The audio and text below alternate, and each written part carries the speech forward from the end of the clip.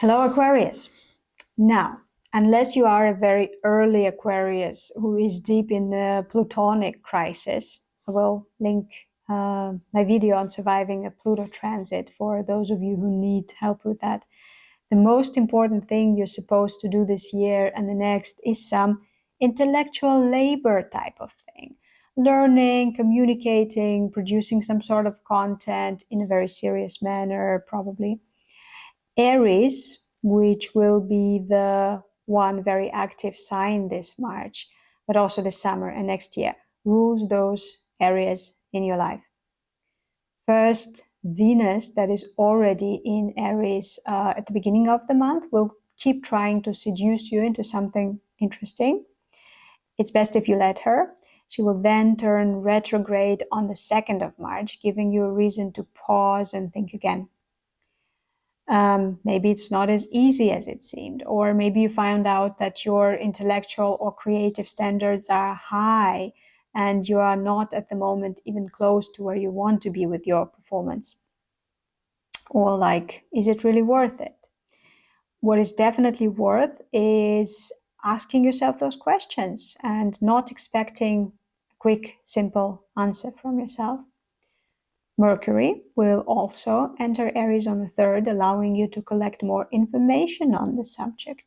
It's okay if you get slightly obsessed with some topic. It's maybe even good if you do. Mercury will turn retrograde on the 15th of March, pausing you even more. Maybe you will need more data. Maybe you cannot make the decision yet. Or, also an option, maybe you need to finish something else, before you are able to move on and do what you really want to do. So it should be a cognitively intense time, not just in writing. Talking also counts as intellectual activity. Then there's also a lunar eclipse full moon on the 14th of March, which for you may illuminate some irreversible changes deep in your psyche. It's not something abrupt, and the status quo may still linger, but on the emotional level, this is the end of something that was deep and maybe even acting as a foundation. It may also affect intimate relationships and relationships with people or organizations whose resources you are allowed to use. Then, a solar eclipse, new moon in Aries, will happen on the 29th of March and affect your intellectual life and labor. This is a really powerful, future-oriented new moon eclipse.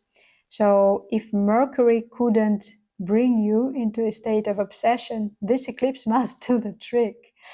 In all fairness, it can also massively affect how you move and which means of transportation you are using.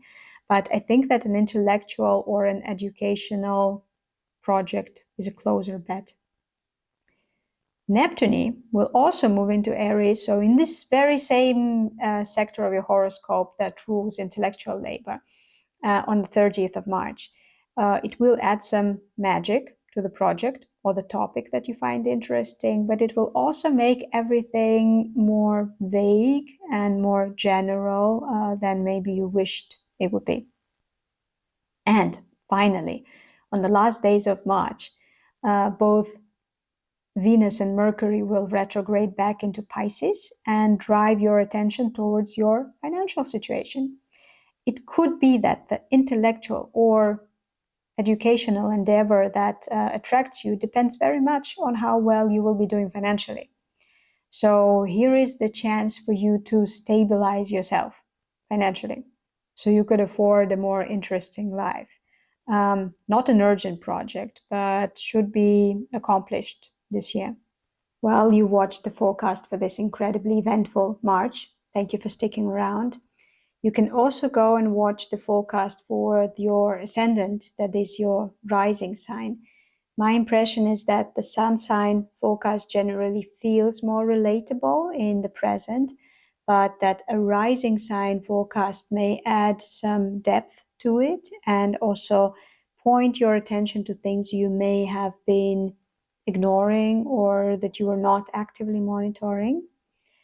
If you like the forecast, please go press the like button and also subscribe. That would please me a lot. And I wish you to have a positively intense March, and see you in the next videos.